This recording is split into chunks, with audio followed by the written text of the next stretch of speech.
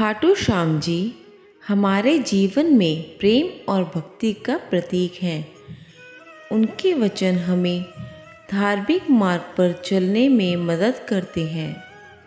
उनके अनमोल वचन से हमें जीवन के मूल तत्व समझने का अवसर मिलता है। खाटू श्याम जी ने हमेशा प्रेम और सहयोग की भावना को महत्व दिया। उनके वचन हमें सिखाते हैं कि सभी जीवात्माओं में परमात्मा का एक ही रूप है और इसलिए हमें प्रेम और संवेदना के साथ सबके प्रति दयालु रहना चाहिए। उन्होंने कहा, प्रेम से बड़ों का सम्मान करो, छोटों से प्यार करो। इससे हमें ये शिक्षा मिलती है कि हर व्यक्ति को सम्मानित करना हमारे धार्मिक कर्तव्य का हिस्सा है।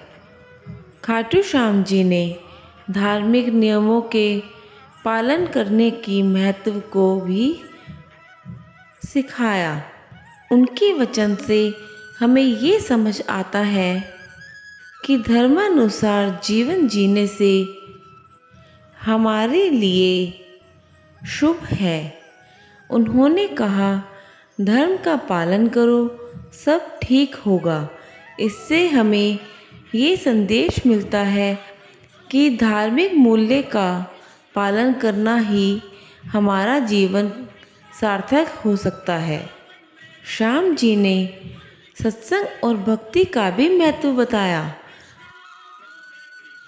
उनके अनुसार सत्संग में रहो, भगवान का सिमरन करो।